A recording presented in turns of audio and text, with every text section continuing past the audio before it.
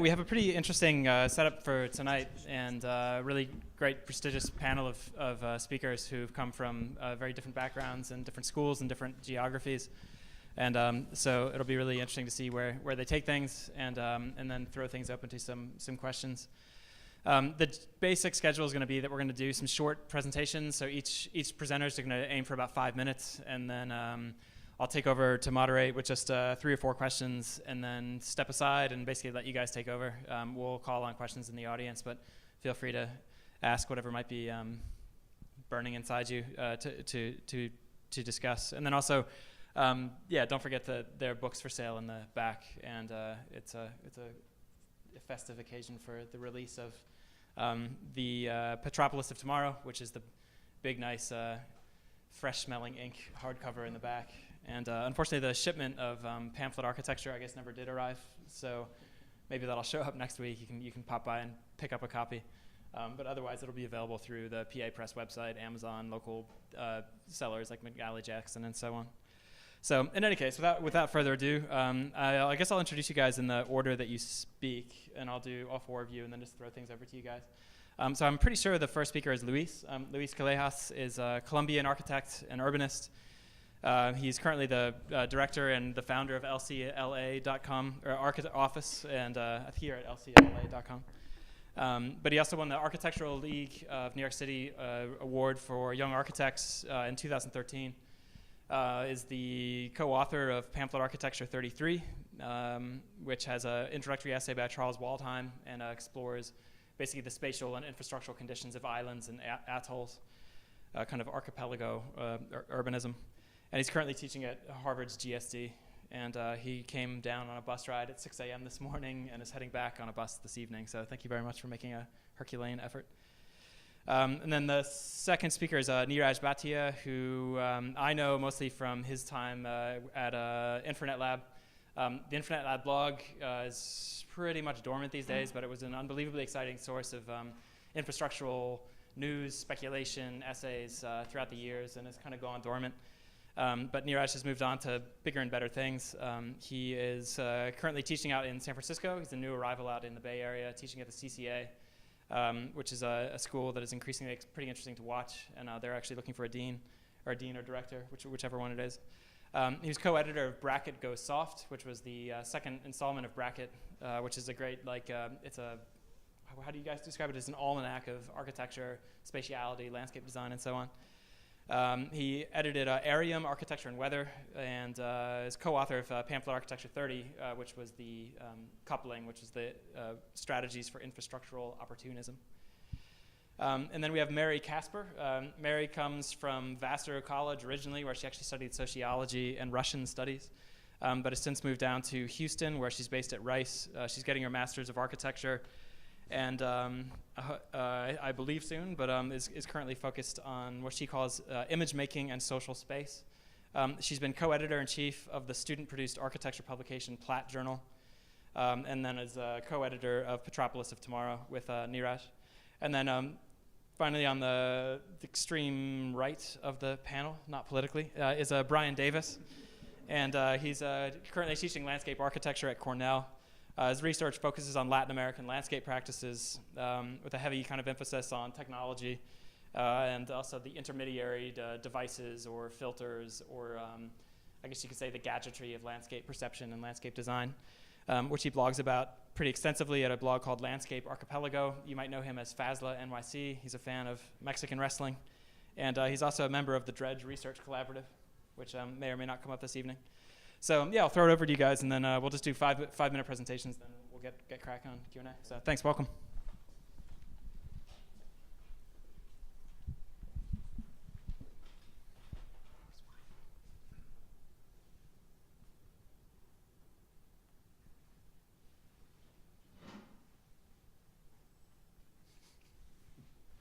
I do have mine. Yeah, it's right. Okay, bottom.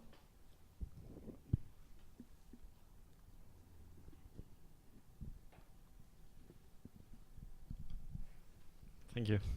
Okay, so I'll present quickly a little bit about pamphlet architecture and one of the projects contained in pamphlet. So As you may know, this amazing series that has been going on for 35 years, I think, started here in New York under the purview of Stephen Hall, and it's an amazing series. Basically, since 2000, I think they run this as a competition. We got actually nominated by Infranet, and the main idea about what we presented is how our studio started to derive from a landscape, from an architecture practice formed in Medellin, Colombia, into a landscape practice. So that's why the title as well. So basically the idea of the island is not necessarily literal here. It's about this word or kind of like domestic landscape that allowed us to basically move from an architecture practice into a more territorial form of practice interested in landscape. So that's why most of the projects that we've done are either aquatic or aerial. What they share in common is that they all have very tight and defined boundaries that allowed us to design using the disciplinary tools of the architects into environments that usually end up being defined or described as a landscape architecture intervention. So we are not landscape architects. We again started as architects in Medellin, but basically the book is about this transformation from an architecture practice into a landscape practice through basically working deliberately in aquatic environments or aerial. So half of the projects are in the water, half of them are aerial. It was interesting that, as you probably have seen, this publication has been always done in black and white. They don't move from there. Work has been super important. Color has been super important in our work. So that was really challenging, basically, to try to do our first book in black and white when color has been so important. So that's why we started to focus on these intricate drawings that basically try to redraw plans of projects that either never had a plan or never shared a plan at that scale. So basically the book also became a way to explore relationships between projects that were never explored before and try to use the plan as a representation system that maybe could allow us to achieve some of the same effects as what we have been exploring through imaging in our work. I'm just using this project, which is the last one in pamphlet. It's this crazy competition that Greenpeace launched in 2010 for stopping the construction of Heathrow Airport. That it was fundamentally a competition about designing a ground-based barricade, and we were never interested in that. They had a very small plot. So we decided to do an airborne barricade, basically not to stop the construction of the runway, but rather stop the circulation of airplanes for a few days. It was basically almost like a new version of those protests that were done in the 60s for stopping airports in many parts of the world, especially in Heathrow. Thank you. That's fine.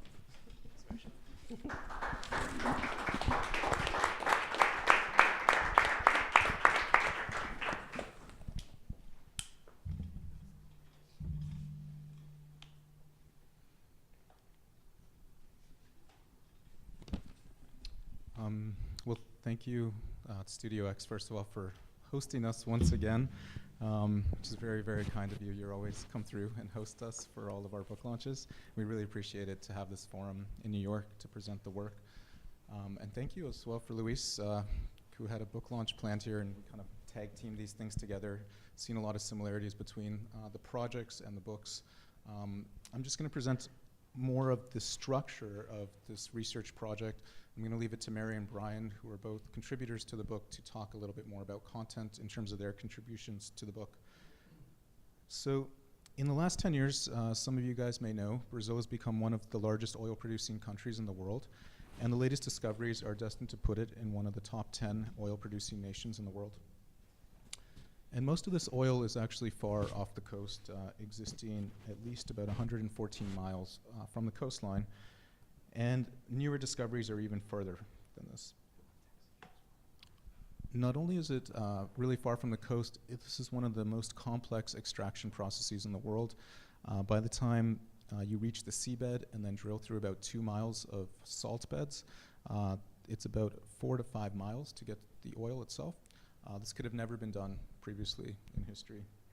So, the results of this is that you have thousands of people living at sea for weeks at a time. There's currently over 120 oil rigs out off the coast of Rio de Janeiro in Brazil. And this number is going to grow quite dramatically because some of the newest findings haven't been tapped yet. And this is just actually an image from Rio itself, not even deep, far from the coast, looking at all the supply boats coming back and forth.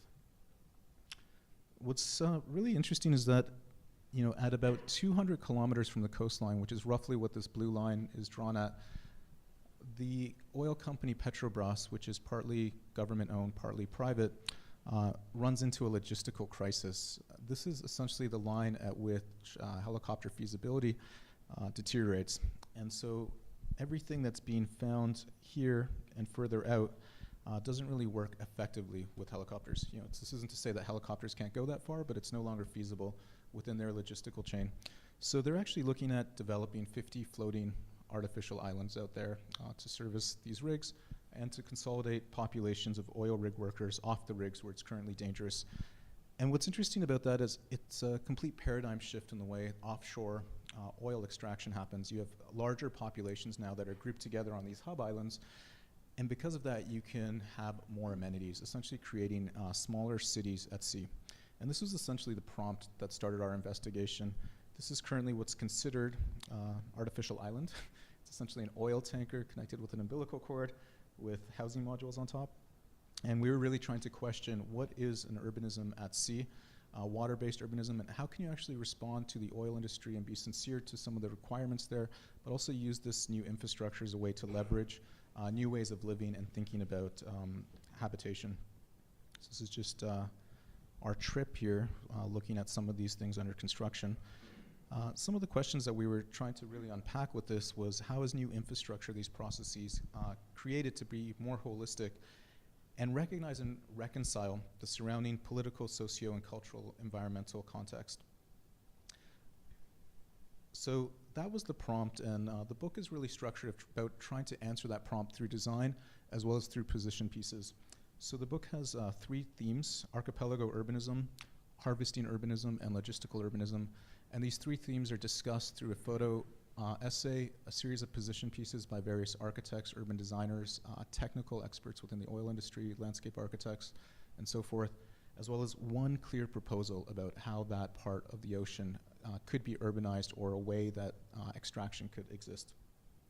So I'm just going to tap through very quickly some of the, just to give you a feel of some of the things in the book. This is a photo essay by Garth Lenz looking at the tar sands in Alberta. And this is another photo essay here by Peter Metler, who was the cinematographer for Manufactured Landscapes, the Bertinsky film. And this is a photo essay by Alex Webb looking at the oil rocks in Azerbaijan, which is a project built completely out in sea. So the Archipelago chapter really tries to question some of the role and this historic project of Rem and Ungers of the archipelago, and what is the role of the archipelago today. So Mason White and Albert Pope really push on that and take that from a metaphoric to a performative idea of an archipelago, as well as Luis. You showed the same slide with your images, Luis. Luis's contribution to the book, which looks more at tactical interventions of the archipelago as an instrumental autonomy. Harvesting Urbanism contains various viewpoints as well as a project that looks at how urban organizations can be productive and performative.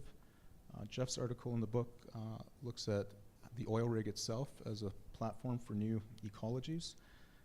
Juliana Mora builds on this. She's a technical expert in the oil industry. She's been examining fish populations around oil rigs and tracking these things. My own article for the book actually looks at the Trans-Arabian pipeline as a way of harvesting new forms of urbanism. And this is just some spreads from the design proposition itself. Finally, the last chapter looks at the idea of logistics and urbanism. So what is the role of time in urbanism? How does organization and movement of matter constitute urban realms? So Claire Lister wrote this fantastic article on Amazon.com.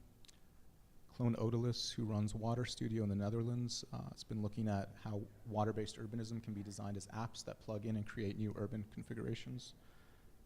Caroline Hein wrote this fantastic article on the petroleumscape, essentially looking at how the influence of ports dedicated to oil has really changed the entire form of urbanization across the globe.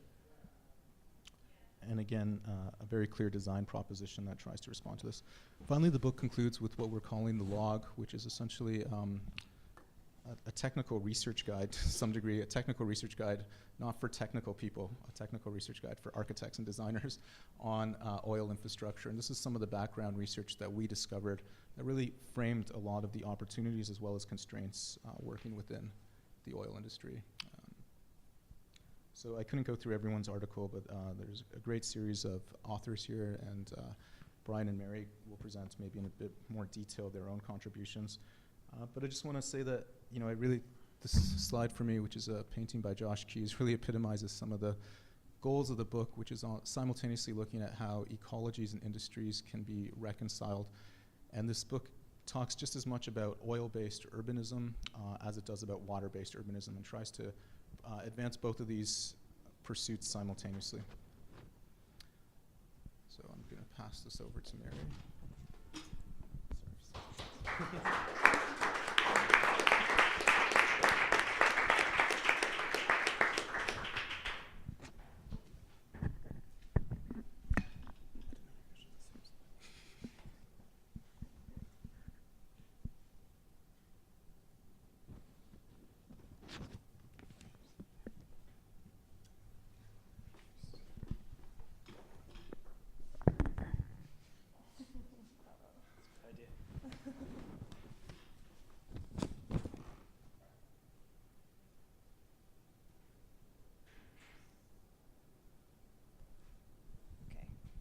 So I guess I wanted to talk a little bit, just situating what I wrote about in my article specifically, but also what brought me to this project initially, which was sort of the potential that I saw in Neeraj's project for evolving a conversation about the semi-public or the semi-private, as opposed to talking about public space in the city historically has been a different conversation than it is when you move to a territory where not only the islands, but the waters and the buildings and everything is owned by a single sort of economic engine.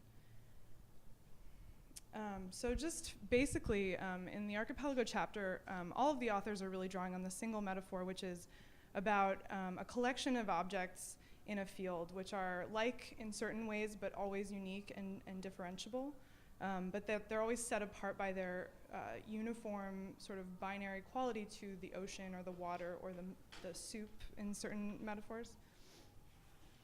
And I really think that this, for better for worse, begins with a sort of understanding of public-private or object-field or figure-ground in the sort of sense that Noli initially sort of thought of Rome when he mapped its public and private spaces in black and white. And I think that this initial sort of diagram for a project, the archipelago, needs to be updated in certain respects for a contemporary condition, which is much less black and white and much more shades of gray. Uh-oh. This image is missing. But the sorts of spaces that Noli was describing were the sorts of historic piazzas in Italy, and not the sort of contemporary conditions I think that we're faced with when we talk about public space. So in an elevation, the archipelago is clearly a series of different landmasses that are separated very absolutely by a sort of body of water. But actually the metaphor, if you follow it, geologically speaking, describes a series of islands which are all part of a single mountain range or a single consistent landmass that goes beneath the surface of the water and actually connects them in a single body. So when you start to think about the way an archipelago applies to the kinds of urbanism we're talking about in Brazil or in other sort of corporate environments or capitalist environments of extraction, that distinction between the water and the islands becomes pretty muddy, and it becomes a sort of a singular diagram. And my article really goes into detail about sort of where the island and the water begin to intersect in specific ways. and this was an image of Times Square, because I'm interested in sort of exploring like what that means when both sides of that line between island and water are essentially the same programmatically. So moving from a diagram where public and private are in entirely separable conditions to one where they really form a gradient of spaces that are difficult to map, that bleed one into the next and are never pure in the original sense. So to sort of anchor this exploration, I looked at Palladio's work in the Veneto region in Italy, specifically at his rural villas and his urban palazzos. So in his rural projects, he usually builds a house on top of a landscape, and it crowns the landscape, and it becomes a sort of emblem for the production of that landscape to fuel the wealth of the resident or the landowner there. So in this situation, Palladio really privileges the view of the landowner from inside the house back out onto his landscape. And in his more urban projects, he's using a different strategy where he applies a sort of a facade system or a consistent loggia or portico to the exterior of existing buildings sometimes. Sometimes he does original work, but it's often just a facade sort of a system that he's applying. And that's done in order to create a more coherent reading of the city from the urban perspective. So it's a system that's applied to the outside and that then demarcates space plazas, and it's privileging the view from the street. So I think that the two ends of Palladio's spectrum are really interesting when you're talking about a corporate campus or a corporate environment because of the sort of qualities that it shares with both the urban condition and the rural sort of estate, in that these campuses are meant to be emblems of the sort of wealth or power that's held by these companies, but also are meant to sort of mimic qualities of urbanism through their multiple sort of nodes and in their clear formal congruency with the archipelago metaphor that I showed earlier. This is an image of Microsoft's campus in Redmond, Washington. And this is a sort of image of the kind of piazza or public square that those buildings are forming. I think drawing on both the metaphor of the sort of nostalgic city square, but also on the relationship to nature. Oh my gosh, all my images are gone. So this is an image of the Googleplex in California, which is Google's campus, which is a similar sort of configuration of many buildings in a single campus. And then this is an image of another one of those sort of public or outdoor spaces, which is meant to mimic like a plaza or a square. And in this scheme that's for their new edition, which was commissioned or given to NBBJ earlier this year, the rendering here shows a lot of outdoor spaces, a lot of informal sort of dining, bike paths, pedestrian thoroughfares, tons of sort of meeting space and green space. And really, I think that this image shows pretty clearly how these companies are drawing on a sort of historic model and the ways that these are creating spaces which are no longer public, but they're still using that currency. Exxon is also building a new campus, and they're using a lot of the same sort of language that you see around the more .com industry campuses in California and in Washington, where they're also interested in this sort of configuration of multiple buildings, and then creating a sort of informal urban vibe is sort of a term that got thrown around in a promotional video for this campus, and how to create the energy of the city in these entirely ex-urban situations. And this is a rendering of that project where all these tiny buildings are meant to sort of give back a lifestyle feel, and there are all these amenities added into the sort of living situation in order to recreate qualities of the city in a private space. So the problem, I think, or the critique I would launch at some of these places, and I think that this extends to the oil rig or the offsite extraction sort of company town, is that creating public spaces in entirely private realms is not the same thing. And that here you have private spaces entirely framed by private infrastructures or private buildings, and that it's important that we distinguish those things. And as a counterexample, I just wanted to show some images of Los Angeles' oil infrastructure. Los Angeles is undercut by a series of pipelines, which are all owned by private companies, and sort of small glimpses of this network of infrastructure appear at various points in LA. This tower in the upper left is on top of Beverly Hills High School. Another one of these is near the Beverly Hills Mall. They're in very central locations, and they're actually pieces of private infrastructure that are then actually becoming, again, a part of the city image that's formed or forming, not public space, but they are contributing in some way back to producing a city. So I think that the benefit of these sort of examples, and that comparing some of these systems of producing public-private distinction is just really to get at the question of what is the value of so-called public space in these types of cities, and what kinds of spaces do we need instead?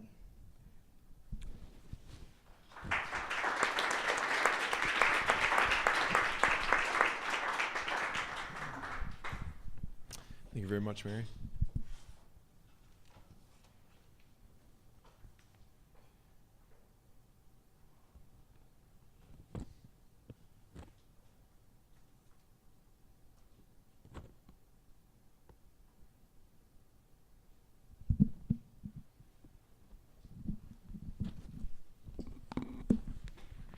I have a couple notes here.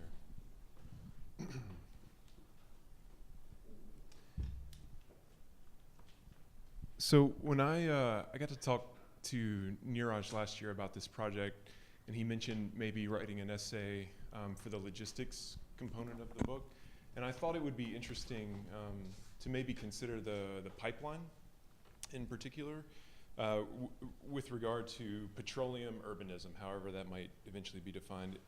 So the title of the essay was Index of Landscape Typology and Focus on Easements. So much like this landscape that you see right here, which is near where I'm from in North Carolina, I think pipelines are typically considered ubiquitous, logistical, and infrastructural, and that's if they're considered at all. And so I thought for this essay, it might be useful or interesting to consider the pipeline itself as an artifact of human ingenuity, labor, and desire.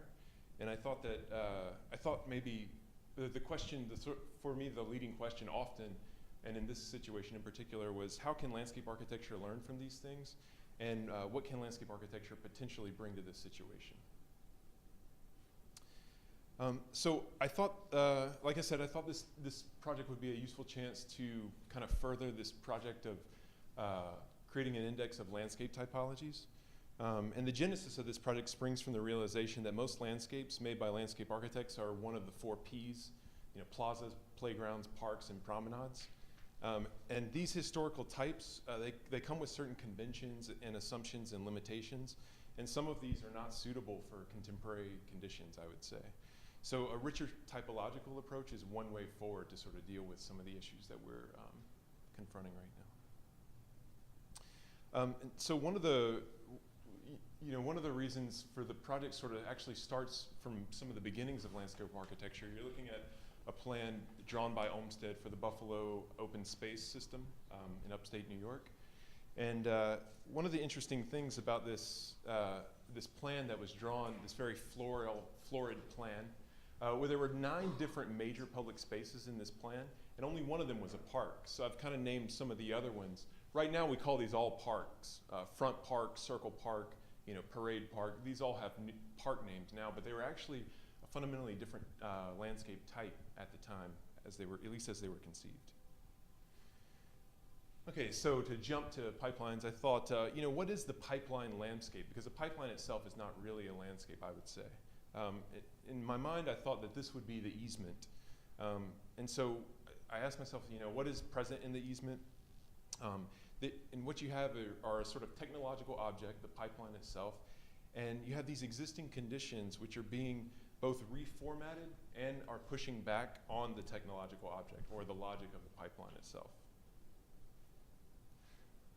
Okay, so in the essay, I kind of considered this technological object, which is the cause of the spatial reformatting that's taking place. You can see an example here in the Bolivian or Brazilian Amazon, near Bolivia. And I thought it was interesting how it sort of brings disparate logics of different landscape types, a forest, a farm, a field, into conflict or into relation with one another. So where before maybe you had two things that were just defined by contiguity, they were near one another, now you had a third thing going on, whatever that might be, that's this easement cutting through them, and that this might be an opportunity for design. And one of the kind of historical examples I would offer for this type of vision is the Appalachian Trail. Many of you probably have heard of it or hiked it maybe. And that was conceived by Benton Mackay as a way to sort of string together a whole set of regional landscapes, and very much in a linear or corridor fashion. So here you can actually see, I used to live in Southwest Virginia, in coal country, and this is a power line easement, which you can see taking off into the distance there across the Appalachians, and it's actually crossing the Appalachian Trail right here. And so one of the interesting things about easement landscapes, I think, is that actually they offer a really, they often create very rich biological or social conditions. So one of the things ecologists have taught us in the last 30 years is that these edge conditions in forest, between forest and field, are actually much richer in terms of biodiversity. And you have a similar effect often in New York City, where different neighborhoods are sort of meeting or coming together. Those intersections are often the site of some of the richest, I don't know, coolest bar scenes or what have you. So in the essay, I talked about the technological object a little bit, and there's a couple of other terms that I think are floating around in landscape architecture and very much in architecture called, geologics and ecologics. And so I tried to sort of develop those for the purpose of the essay and apply them to give or offer a couple of conceptual tools that I thought might be useful for trying to understand easements in some future project. And so to conclude, I would just say that the prevalence and cultural significance or potential cultural significance of easements themselves suggests they might become a subject of sustained inquiry, sustained design inquiry. And so that's where my essay points. Thank you.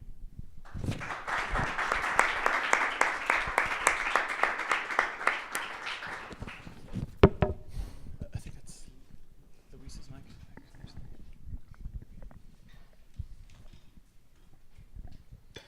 Awesome, thanks. There's an awful lot of really interesting stuff in there to discuss. So, that's all right. Now that there's a better view behind us, we can start off. So yeah, I have a whole bunch of questions, but I'll limit this just to a few so that we can get the audience involved. I suppose the first one is probably the biggest before I get to the more specific ones, but I guess I'm just curious about the appeal of infrastructure in general.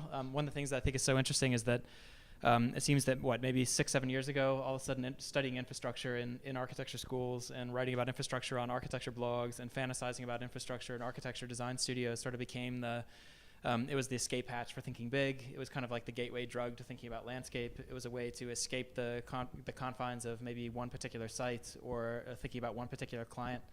I think it's just interesting that, Luis, for instance, you won an award from the Architectural League, and your pamphlets are called Pamphlet Architecture. But what about a pamphlet infrastructure, or what about an infrastructural league? I guess I'm just curious if maybe we can just start with Luis, if you have thoughts on this, about what role does infrastructure play insofar as it's an imaginative release, or maybe it's a kind of client fantasy, or it's a scalar freedom to design beyond the confines of one site. I'm curious how you feel about infrastructure. Well, I think you're right. From my point of view, which is also a little bit like an outsider.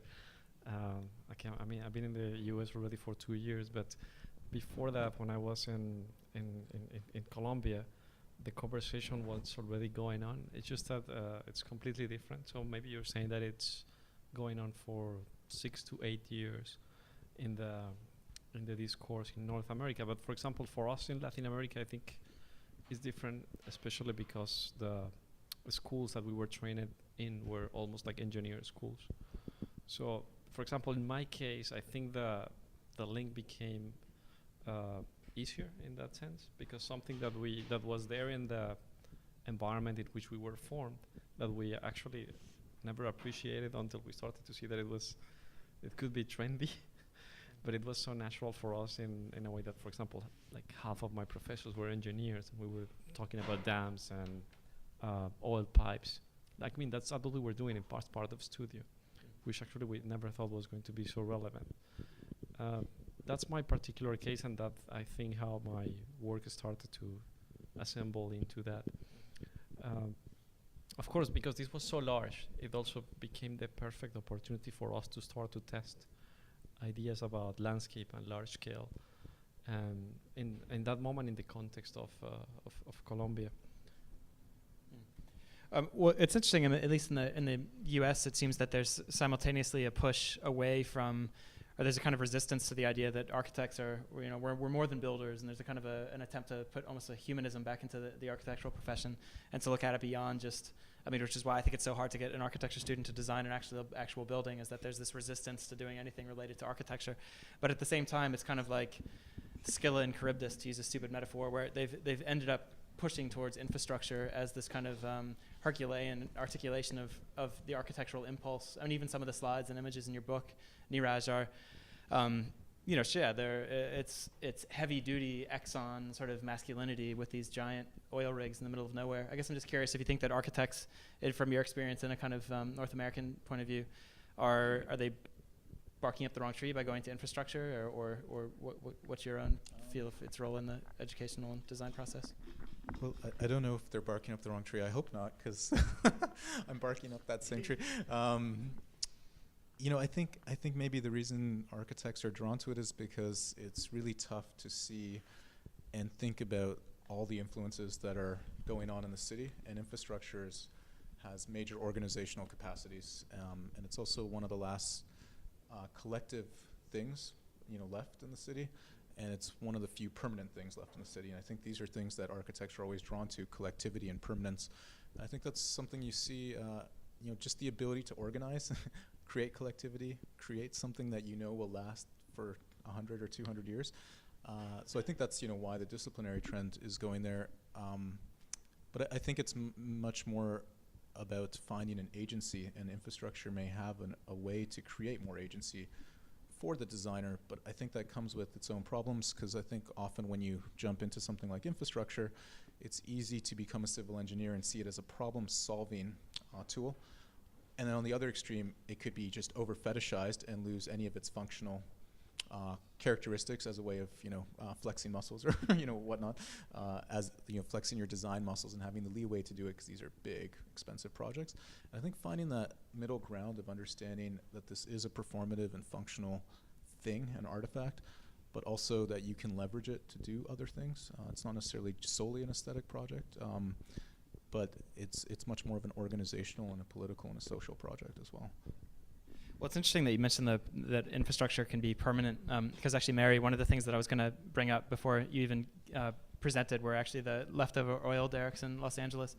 And one of the things that's interesting is that there's actually hundreds of wells that are still underground and that have basically been lost from maps and that could potentially open up again.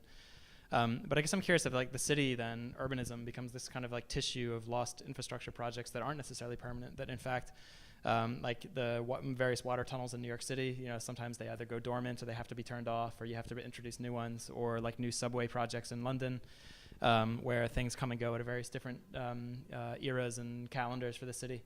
I guess I'm just curious about your, in particular with the LA examples, but looking at urbanism as precisely this kind of it's like the afterlife of infrastructures that have come and gone, infrastructures that have died and have now sort of been fossilized in the form of the city, and what that relationship might be as far as the historical, the remnant effect that infrastructure has in a city. Well, I think that's related. Is this on? Maybe. I think it's related to what Neeraj was explaining about, or how he was explaining that one of the powers of infrastructure is their sort of collective spirit, and that is not only the fact that they serve a vast number of people, typically, the larger ones, but also that they require, it can't be a single Herculean effort. It's usually like a sort of a municipal or some sort of a governmental engine that's going behind them. So I think that their sort of lasting power, whether they be functioning or dysfunctioning, is that they sort of collect an audience for architecture, or they collect an audience for spatial sort of experimentation. And I think that some of these infrastructures that have gone dormant, that potential is still there. And I think that a lot of the sort of, for better or for worse, a nostalgic sort of sense of some of those infrastructures. I think the High Line is a great example of that here. I think that maybe this is going out of fashion at this point, but some of the sort of interest in industrial structures in general in the last 10 or 20 years has also been evidence of sort of an interest in the industrial or the infrastructural aesthetic. I think in terms of the LA example, I guess, I've came across that at some point. I don't know a ton about it, but I do think that the sort of the potential that's sort of underneath the ground, and the fact that in Los Angeles, I think the fact that that a lot of these oil reserves are untapped but also dormant, like there's a mix. It's actually a lot of sort of untapped that are still being explored, like people own land and they don't even know what's underneath them. I guess I think that the interest for me in that example is more that it's a private infrastructure and less that it's a public one, and that they're it's sort of testing what we think, the qualities we normally ascribe infrastructure are often public, and I think the fact that they're private and that they're isolated and sort of buried, gives it a sort of an unusual energy, and I think that's interesting. What's funny, it's kind of like the I drink your milkshake example from There Will Be Blood, where actually a lot of the drilling technology now allows for them to go not only down but horizontally, and to control a lot of almost like an octopus network of little drills that you can't see from the surface. So it's a kind of embedded, almost like subdermal infrastructure of oil extraction that's still quite active. It's interesting as well then that both agency and then also in the idea that maybe that you mentioned, Mary, that you don't necessarily need this Herculean actor for infrastructure. And that, what is the agency of infrastructure? Brian, a couple years ago, you had a post on your blog. It was the blog, I guess was it just FASLA NYC before Archipelago Urbanism, that was about lo-fi landscapes, that are landscapes that aren't necessarily produced by any one single author. They're not produced by one architecture office. They're maybe peripheral, they're maybe residual, they're kind of undesigned, but yet at the same time they're heavily used.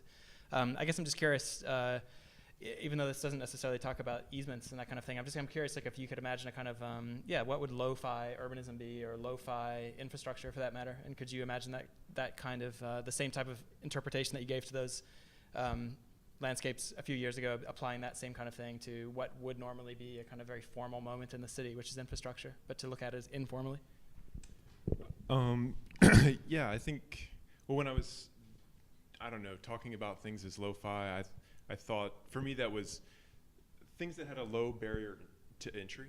And so they were simple but sophisticated. And so it might be not something that took a lot of capital investment to construct, and maybe was cellular in nature or something. And I think there's a lot of, I'm not exactly sure how that applies. I think that's a useful political facet or aspect to consider when thinking about these large constructions that we probably need to make and will be making in general. I don't know. I mean, one of the things that I think is really interesting about infrastructure and all the rhetoric surrounding it is, the things themselves that we call infrastructure have been around for a long time, and were called, even in the modern period, they were called internal improvements and then public works. And infrastructure is a military term that, has to do with territorialization specifically, and is, has a very strong rhetorical and political facet to it. And so I think it's worth sort of situating that, and then working with it and also pushing back against it. Exactly what that means in any given situation, I don't know. It'd be fun to speculate on some specifics. Well, most of my questions are actually specifically about infrastructure. So let me just ask one more, and then I'll throw things open to the audience. I guess I'm just curious about, we've talked about, in terms of your pamphlet, Luis, the idea of designing whole islands and archipelagos. We've looked at designing floating islands off the coast of Brazil. We've looked at designing linear landscapes from trails to, power corridors across the Appalachians. But I guess I'm just curious about the clients for all of these things. We might want to fantasize or imagine these types of, speculative infrastructure, speculative floating islands, instant cities in the middle of the ocean. You even talked about the urbanizing the ocean itself, which is a pretty extraordinary image. But I'm curious about, who is the client for this? And is it possible to design a new client? Is it possible to kickstart a new client, as it were? But what role does the client play, and how can you find new types of clientele that don't previously exist? Let's leave that open a bit. Well, at least in my case, in which the practice has a very, this is like really what it's driving the practice, in a practice that started in a context in which landscape architecture not only doesn't exist as a field, but usually the commission of a landscape project also doesn't exist. So we're usually invited as an architecture practice to produce some form of public building with public space attached to it. So the idea of the island has also served us to engage with the client, which is usually the public administration, through a public competition, to actually create the excuse for doing a landscape, not in the terms of a park. So almost by basically trying to frame the site with very constrained limits, which is what we did, for example, in the Aquatic Center in Medellin with Edgar Mazo and Sebastián Mejía, which was originally, it was not a commission for infrastructure work, it was the commission of a public building, but we used the dissolution of that building into something more horizontal and open in order to provoke the idea that it was possible to produce fundamentally open public space. We call them islands in that case because, this is total different context. It's a context in which large, big parks doesn't exist and probably will not work. Parks like Olmsted's parks. So every kind of landscape needs to have, usually in that context, a more domesticated scale, almost like a colonial plazas. I guess I have a twofold answer. I think with InfraNet Lab, it really started with unsolicited work, like let's research things that we're interested in, and by creating design propositions with absolutely no clients, really going with the practice of unsolicited work, can we fabricate a client, and can we attract and actually build the client? Will we attract our own interest? And I think that's something that is a long-term project, and it's something that's still going on, and we have had some success at that. But it's a long process. It's not something that in 2-3 years you will see the results of. In the context of this project with Petropolis, we had a bit of a loophole in that this is essentially company town, right? So there is a very clear client, and Petrobras is costing these things out. And actually, one of our sponsors for the research is a company that wants to win the RFP to construct these floating islands. So in that case, we didn't have to look or fabricate a client. And that's maybe, for some of the criticism that, of course, exists with the company town, and some that was voiced through Mary's presentation, it is one of the few platforms that has the ability to have a highly integrated and holistic design within a certain bandwidth, because you have a very clear client and money set aside and a way to organize across several realms. It's just that you're within that bandwidth that you have to do that.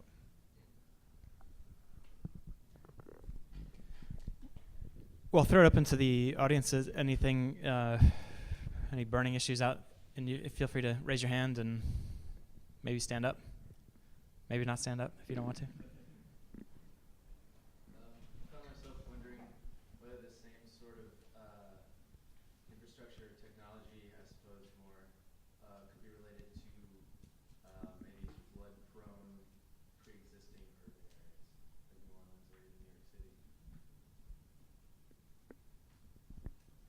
Usually in the project that we've done, competitions mostly on waterfront conditions, which is like, in the last 5 years, there's been a lot of that, and not only in New York, all over the world.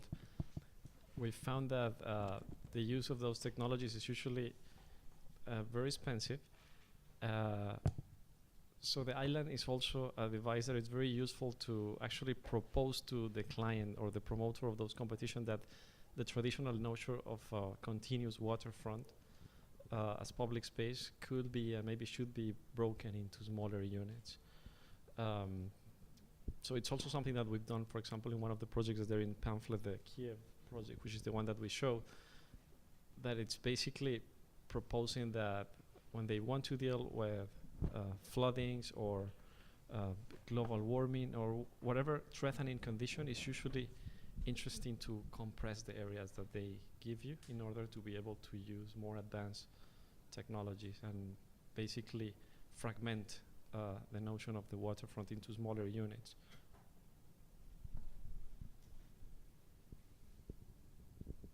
Yeah, I would say I saw, I had a chance to see some of the work that Neeraj and some of his students were working on. And to your question, one of the interesting things that came up, I think, or one of the interesting possibilities, I mean, as a direct application, there's a scalar jump and probably, but petroleum extraction is probably one of the most capital intensive, processes that is going on. But I do think there are certain conceptual tools that might be sort of distilled or extracted from this extreme case and be applicable in places like New Orleans or New York City. And one in particular was a bunch of the students were, under Neeraj's direction, were sort of working on a thing that might have a life as for a generation as one thing, and then after 30 years, after that extraction field would close, it would become another thing, take on a new, it had a half-life, or I don't know exactly. They had all sorts of clever ways of sort of understanding it or describing it, but I think that was one of the useful conceptualizations that might be helpful, especially if we think about our Earth or our societies between now and 2050, and then after that, there's probably certain sort of phase changes that we might go through, and we could possibly anticipate those in certain circumstances. Yeah, I should maybe just explain that what's in the book is really the first phase of research that occurred at Rice University, and this continued at Cornell, where I met Brian. And what's been quite interesting is just this basic question of the oil industry has 20 to 25 years left, but that infrastructure will far outlive it. And in typical company town models or infrastructural models, there's some deep-seated level, a hopeful belief that it'll keep going and it'll never bust. But this is a case that it's very obvious that you only have about 20 to 25 years with this infrastructure, and that it's going to last for about 200 years. So how do you actually take that 175 years after and prioritize it in the design of that infrastructure and convince the client that that's worthy investment to shift economies or shift it into a social sphere or whatever it is? I think there's different approaches depending on the context. But in the South American context, a lot of the street grids in several oil extraction towns came from the logic of just the spacing of the drilling. And this is very simple logistics of that. But eventually, they turned into cities, and they weren't, calculated studies about what's the right block size for a certain type of social sphere. It was, this is how much we need to space it to get this drilling point. And so I think when you see that, it's really fascinating to think that a lot of the history of urbanism is tied to resource extraction, but it's not often thought of in that second or third production post the resource. Just briefly, one of the examples that I think is particularly fascinating was there was a post that Robert Krulwich wrote for NPR like 6 or 7 months ago that went haywire on the internet, but it was about looking at aerial photographs, satellite photographs of North America at night, and there's this huge light in the middle of nowhere. What is this city that no one's ever heard of? And it turns out it was just this massive like a fracking complex, and it's part of the Bakken Shale project, so I guess it would have been North Dakota. And but this thing at night is brighter than Chicago. It's bigger than that, in fact. And it looks like a whole new city out on the plains. But the reason why I mention that is because, there seems to be an assumption that urbanism and infrastructure go together. But in reality, you can have infrastructure without urbanism, in the sense that you can have these titanic projects in the middle of nowhere that actually have very little population of any kind. It's just sort of people who drift in with the season and manage the pipe networks and that kind of thing. But it's not guaranteed that infrastructure will focus over time and take on this kind of afterlife where it goes through that initial 25 years, and next thing you know, you have 200 years of a city like Manhattan forming around it, or Chicago forming around it. You can, in fact, just have loose agglomerations of pipes in the middle of nowhere, and they will continue to be that. And it's this kind of infrastructural dream of a city that never arrived. So I think it's a particularly interesting example, and you can see it as well in Amazonian extraction complexes and that kind of thing. In the back there, question?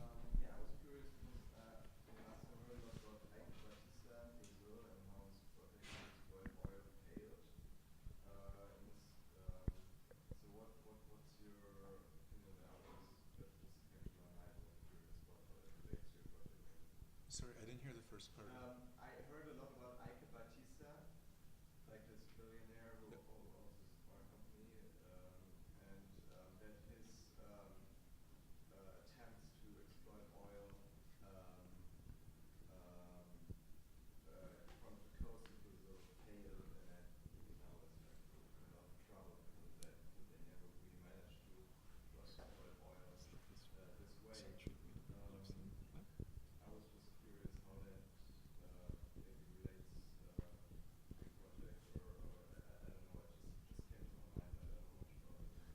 Yeah, it's interesting in the Brazilian context. This is like almost like a space race in terms of technology to get the right equipment out there, and that's why you see very few.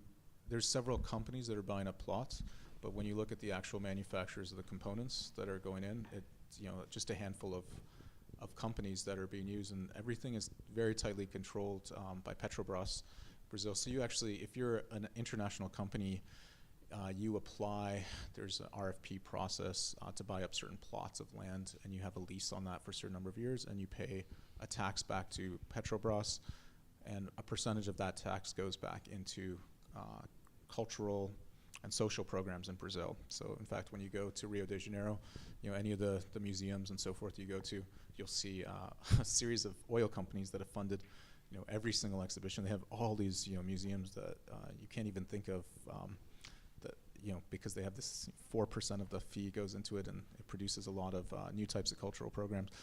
So I can't speak to that specific example, but I can say that there's, like any complex extraction, there's obviously issues. There was a large explosion and an oil spill as well that happened off the coast in Brazil about 5 years ago.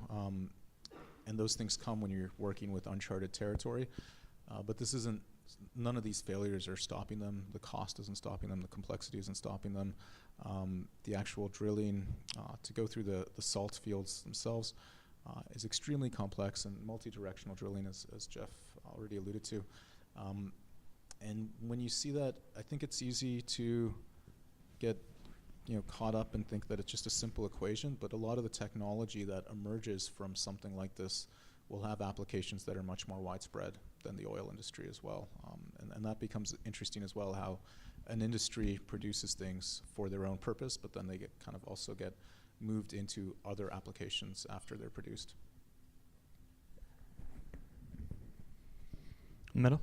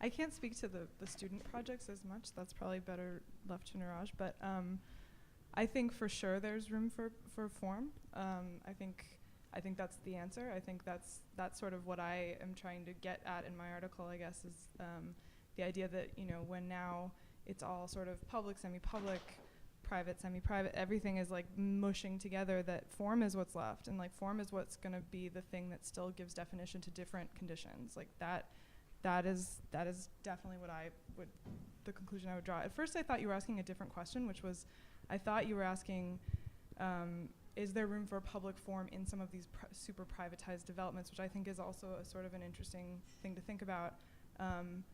I think there's not as much room for public sort of things to then intervene, unless it's a condition where the private infrastructure fails and then is repurposed in some way. But I think that sort of what I've found when I've looked is that a lot of these private sort of corporations or private funders who are then building private environments like offshore cities or campuses are trying to take public qualities and then make them work for private interests. So in sort of the .com urbanism argument, which Alexandra Lang really argues in her book of that title, it's a great read about the way that the .com city in California has really changed the way people work and the way that they understand corporate relationships to cities. So I think that the trend is definitely that these qualities are being co-opted, but that there is no real room left for public infrastructures to then insert themselves inside of these private environments, which is the scary thing, but also something that should be taken seriously, and I think that that's where the form comes back in. So for me, personally, in my own design and my own research, I think form is definitely the way that we move forward in an environment where we maybe just throw our hands up and say, like, yeah, these private environments exist, and these are gonna be the future of the way cities are evolving. Maybe also, I agree that, Rodney's one of my students, actually, from Cornell, so I didn't plant him in with that question, and took part of one of the phases of the work and produced an amazing project. I would just say simply that, maybe as these territories become more gray, and as Mary pointed out, the black and white is very hard to decipher, maybe there is more need for clearer form, to help define the gray itself before it all kind of turns into gray. I don't know if that form always has to be like monumental and Herculean. It could be small and tactical, but I think the idea of form to help structure the way things occur, and particularly public form, and giving a clarity to that is very important.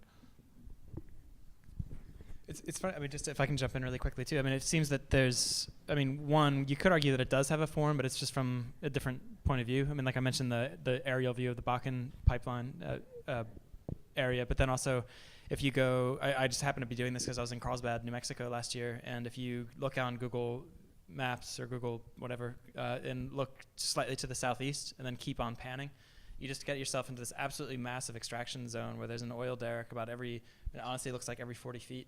And it just goes and goes and goes through all of Northwest Texas. And my point is that in some ways maybe the form does exist, but it's just seen from a different point of view, and that's part of the fifth facade of infrastructure, so to speak, would be these kinds of mind-boggling aerial views of infrastructure that we now see and that get such viral success on the internet if you post about them, because it blows everybody's minds that in fact there is a form, and it's been waiting for us to see it.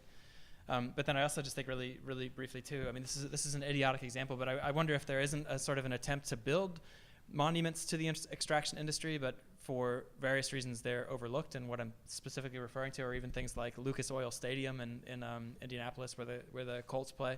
And then also, personally, I just feel like somebody could write a really interesting paper about the history of the Houston Oilers as an NFL team, in the sense that in some ways it was an attempt to narratively encapsulate the kind of oil man phenomenon of Texas, and to give it obviously not a public forum, but to create a kind of privately owned, publicly recognized figure that would represent the kind of the oil narrative of Texas. But in any case, I think that that's kinds of things that's not architectural, but it's nonetheless a kind of attempt to give a logo or give some kind of monumental expression to an extraction industry, which I think is quite interesting, through where these tycoons decide to spend their money.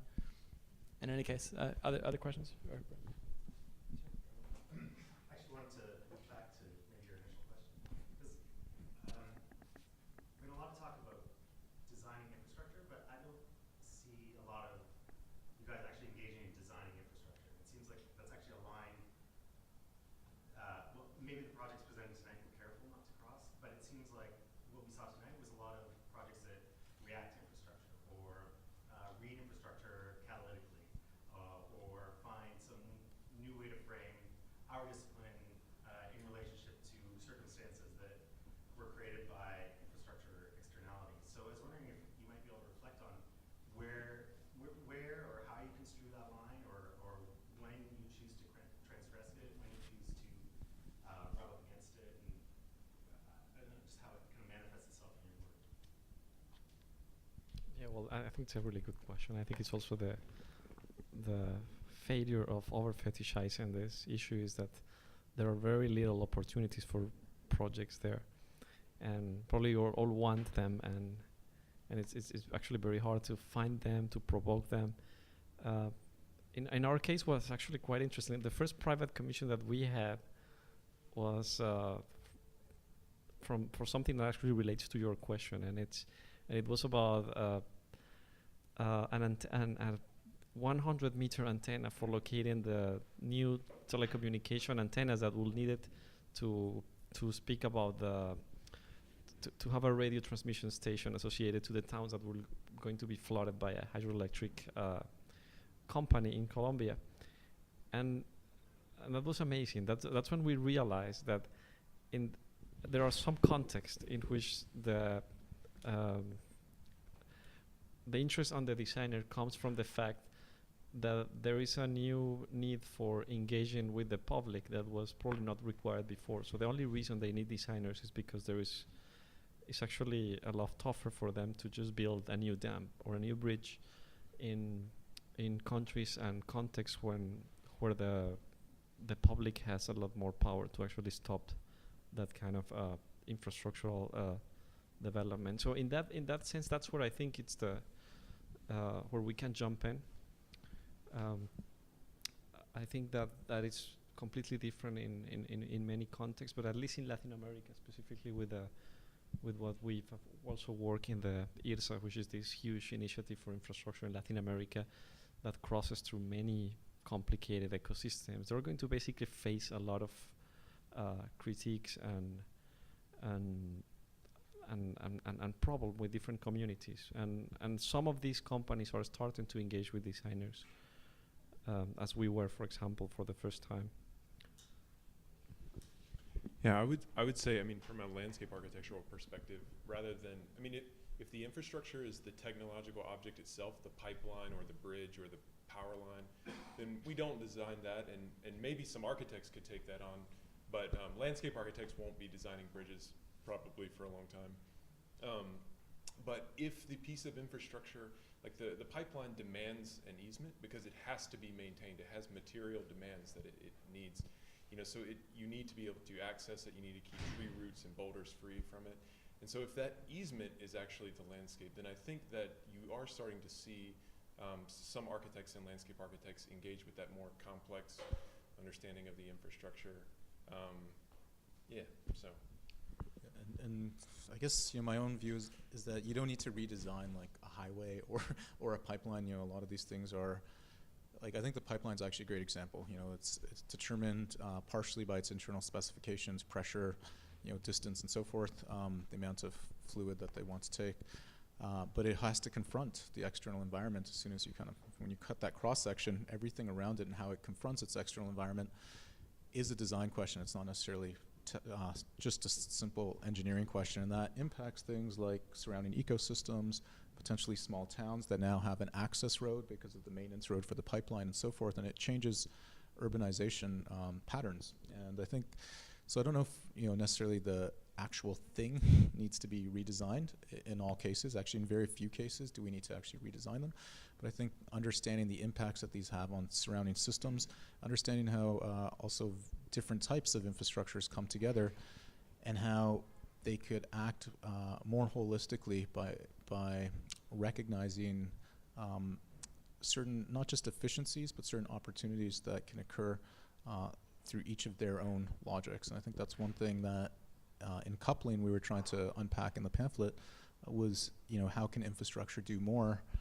How can you actually combine different things with infrastructure, not force these combinations for the sake of it, but really just recognize opportunities that you may not otherwise recognize if you were zoomed in and just looking at a particular issue, like how do I move oil from here to here in the most efficient way?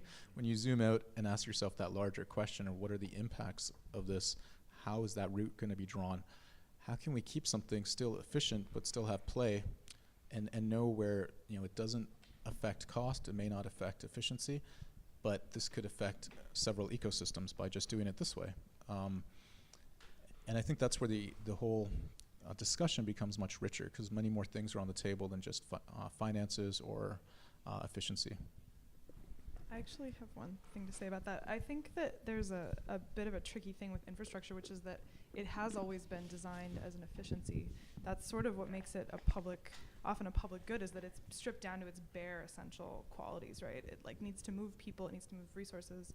And that, so a lot of, I think, reimagining new infrastructure is about re-narrating it and really like making a case for that it needs to be a spatial thing, that it needs to be designed beyond nuts and bolts and rates of transference. So I think that it's gonna right now it's at the sort of awkward stage, I think, where landscape architects understand it better than architects maybe do in terms of functionality, and architects have maybe more imagination as far as like where it could go. But we all wish we could be engineers in a way, right? Like we wish we had the sort of practical education of an engineer, like maybe Luis has, and that we could just go to town spatializing these things. But because there's this pre-existing sort of expectation that infrastructure is always going to be engineered, value engineered, frankly, as well as engineered, that we're still trying. I feel like some of these narratives about inserting social quality or inserting other sort of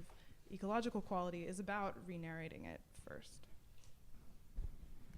I just think one thing briefly I just want to throw in here as in the guise of a question is maybe it goes back to the client thing, because I think that maybe a better way to phrase the question about the client, extrapolating from the previous question, is that I suppose, I don't know, there seems to be this kind of ethical elephant in the room, which is that if you were to actually take the rigorous attempt to design infrastructure, and if you were to start bringing in engineers and pipeline engineers and people from ExxonMobil and people from the Department of Energy with backgrounds in nuclear power plants into your architecture studios to look at your designs, to learn from, et cetera, I suppose at the end of the day, there's as an architecture student, you can push in one direction, and you might get hired by Rem Koolhaas, you might be hired by Neeraj, you might be hired by whomever it is down the road who you can feel good about.